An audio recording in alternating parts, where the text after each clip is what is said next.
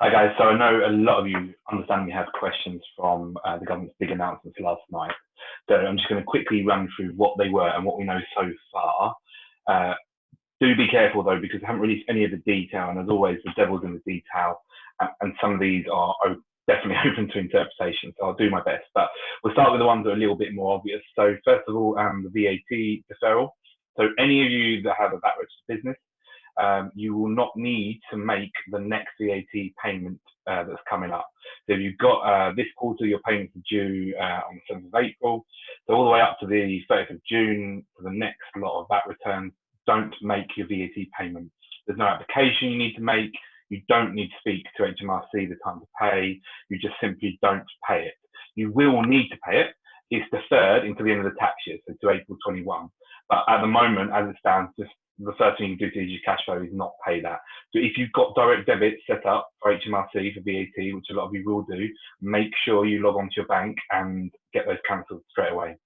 So that's a big, big help. That's very, very welcome. And that's pretty clear. I don't think there's too much ambiguity around that one. The previously announced loan scheme to help that had 6 months interest free, where the government would pay the interest for 6 months. The interest-free period has been extended to 12 months, so that's a little bit extra help for those that are going to look to go down the loan scheme route.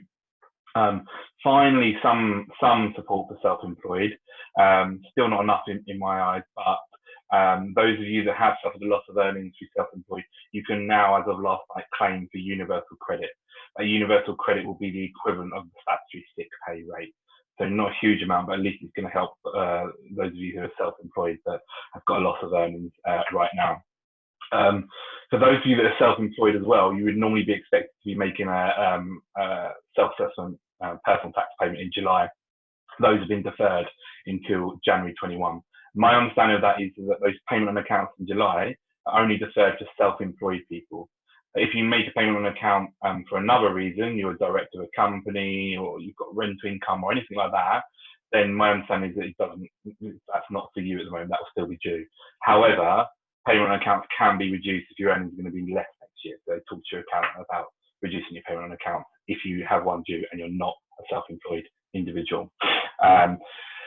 The big news was the coronavirus job retention scheme, which is a lot less clear. So the headline news is that HMRC will reimburse employers, so businesses, up to, well, for 80% of their wage costs, up to a cap of £2,500 per month.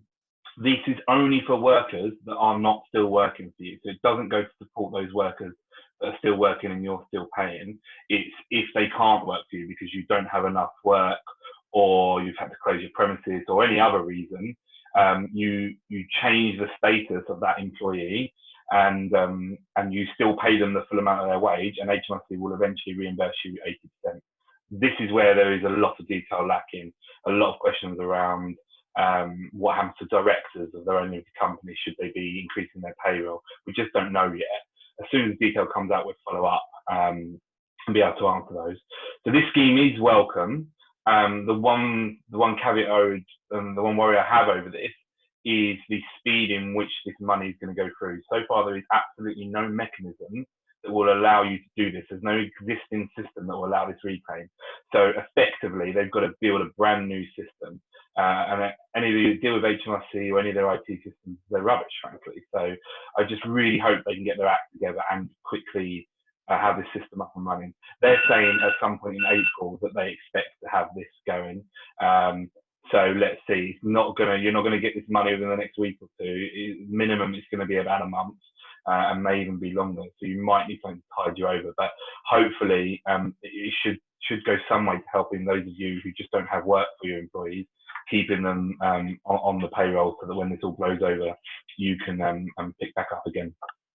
So yes, some welcome news, but lots of detail that needs to be followed up on, particularly regarding the job retention scheme. And just a really quick recap on the previous announcements that are still available. So business rates. If you're in the hospitality, leisure, or retail, and you have a rateable value between 15,000 and 51,000, you're entitled to a £25,000 grant. Anybody who has a business premises that qualifies for small business rate relief, so that's up to £15,000 rateable value, you will get a £10,000 grant.